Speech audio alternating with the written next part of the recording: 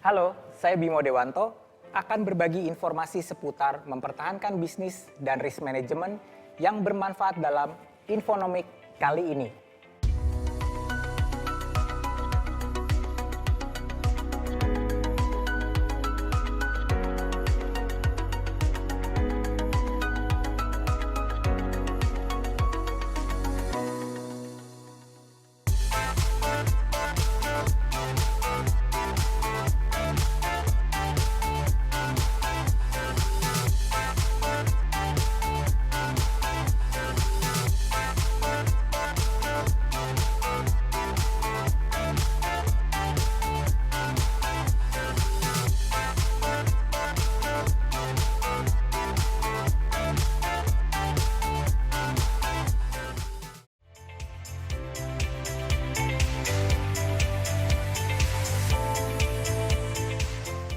Untuk memastikan bisnis yang sudah berjalan tetap bisa profitable, tentunya kita harus membuat bisnis kita itu tetap relevan dengan zaman.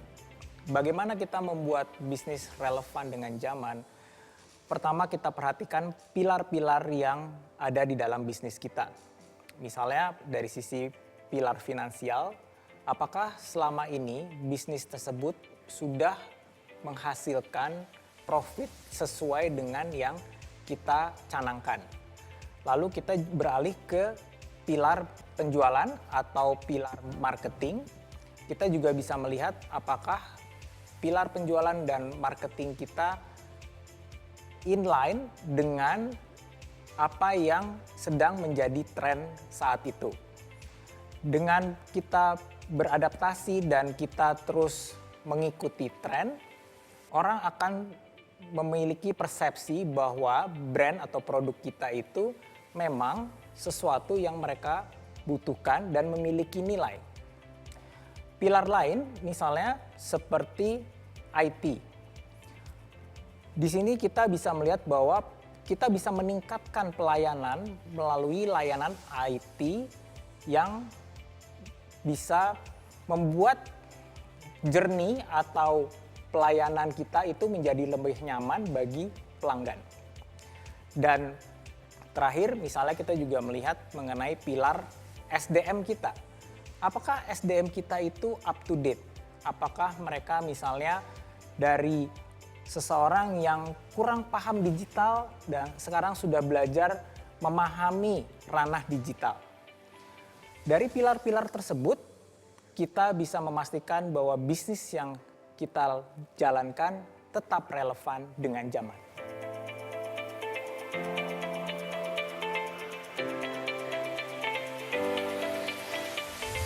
Pada dasarnya mempertahankan bisnis harus memperhatikan bahwa pilar-pilar bisnis itu berjalan beriringan.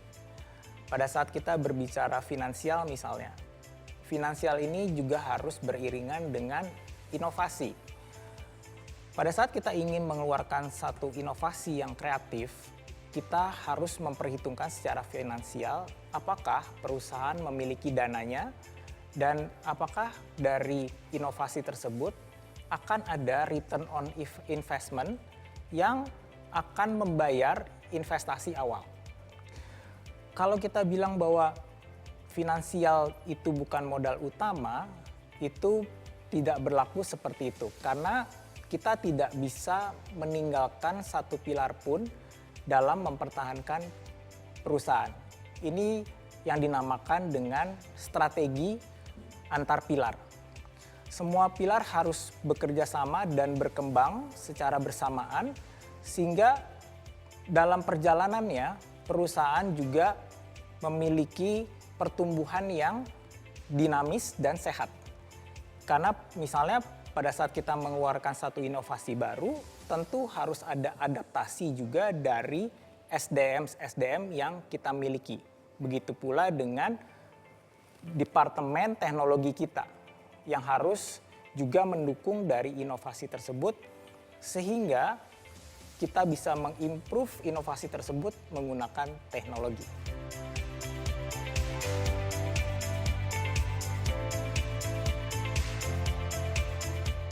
Bagi pengusaha untuk memiliki sikap mental yang kuat harus diawali dengan pola pikir yang tepat.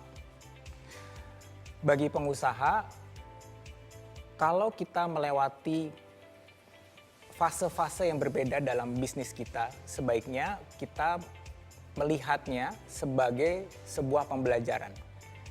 Baik itu sesuatu yang kita anggap baik maupun sesuatu yang kita anggap buruk. Karena berdasarkan pengalaman saya, terkadang baik atau buruk itu hanya persepsi dari manusia. Kita pernah mendengar atau sering mendengar ada seorang pengusaha yang jatuh dalam kebangkrutan. Tapi karena dia bangkrut, kemudian dia menemukan satu bisnis yang jauh lebih menguntungkan. Jadi kalau hal seperti itu terjadi, akankah kita masih melihat bahwa kebangkrutan itu buruk untuk dia? Mungkin dari kita semua banyak yang berpikir bahwa pandemi ini adalah sesuatu yang buruk. Tapi tanpa kita sadari, setahun sudah berlalu dan kita tetap berdiri di sini. Sesuatu yang buruk terkadang atau seringkali bahkan menguatkan mental kita sebagai seorang pengusaha. Dan terkadang juga yang kita nilai baik seringkali membuat kita lengah. Jadi untuk membangun mental yang kuat, milikilah pola pikir yang tepat dan mari kita ambil jalan tengah. Jangan kita sombong menjadi lengah atau kita menjadi lemah karena kita terlalu pesimis.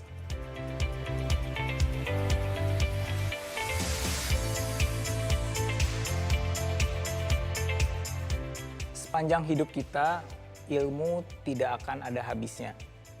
Kemajuan zaman dan teknologi juga merupakan kemajuan ilmu pengetahuan yang harus selalu kita pelajari. Bagi seorang pengusaha, beradaptasi dan membuat diri kita dan usaha kita selalu relevan, salah satunya adalah dengan mempelajari ilmu baru. Kita sering melihat ada update-update terbaru di platform sosial media. Yang tadinya misalnya semua serba foto, serba statis, sekarang sudah bergerak berbasis video.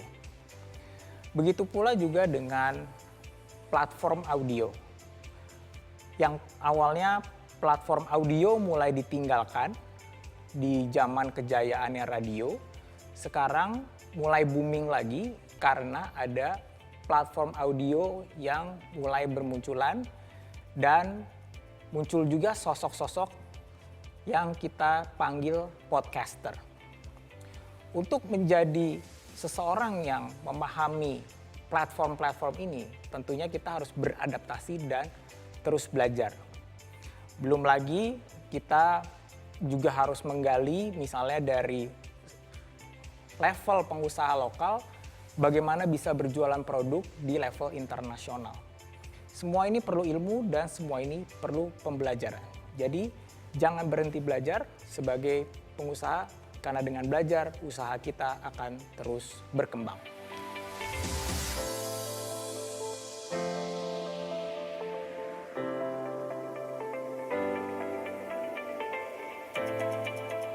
Pebisnis di masa sekarang dimudahkan dengan banyak informasi yang tersebar luas dan merata di internet. Ada banyak program atau paket-paket modal dari pemerintah maupun swasta yang memberikan tidak hanya manfaat finansial, tapi juga pendampingan kepada para pelaku usaha, terutama di masa pandemi. Pemerintah punya program pemulihan ekonomi nasional atau PEN yang fokus untuk pembiayaan UKM yang disalurkan oleh Kementerian Koperasi dan UKM, yakni bantuan produktif usaha mikro ataupun program kredit usaha rakyat yang disalurkan melalui bank. Bantuan pemodalan seperti ini harus dimanfaatkan sebaik-baiknya oleh para pengusaha.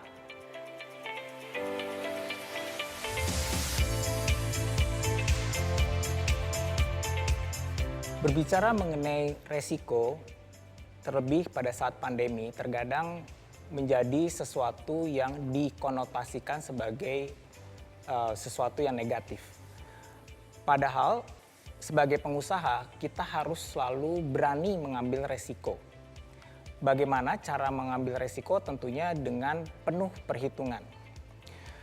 Pada saat pandemi, mungkin kita harus mengukur dari sisi risk management, apakah misalnya inovasi yang akan kita luncurkan ini bisa menolong situasi kita yang pada saat itu mungkin omset sedang turun.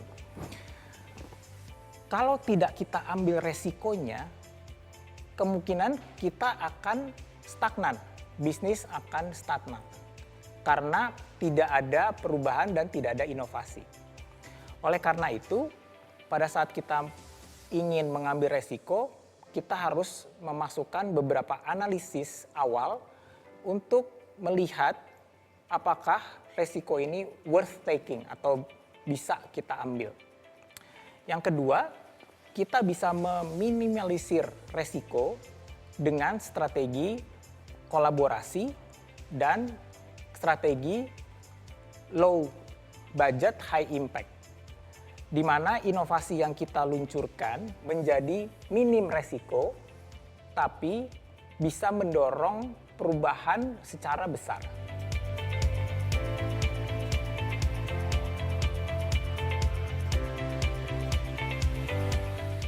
Menurut saya, melek finansial dan manajemen resiko itu saling berkaitan.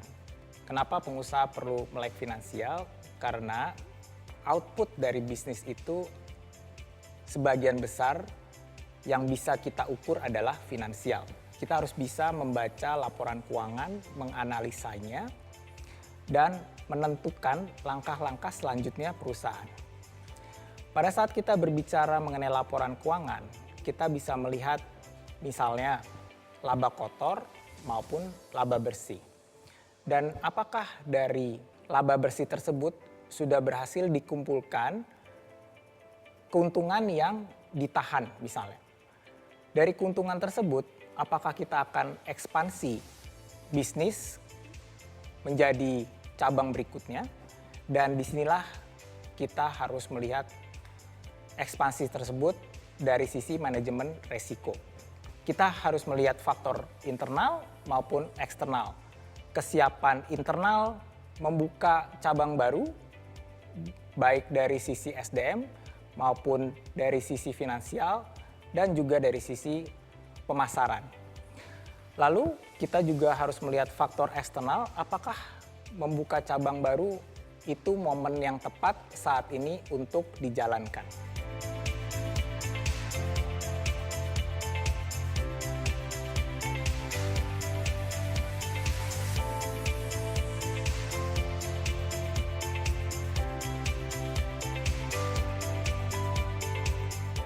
Mempertahankan bisnis ibarat mengayuh sepeda.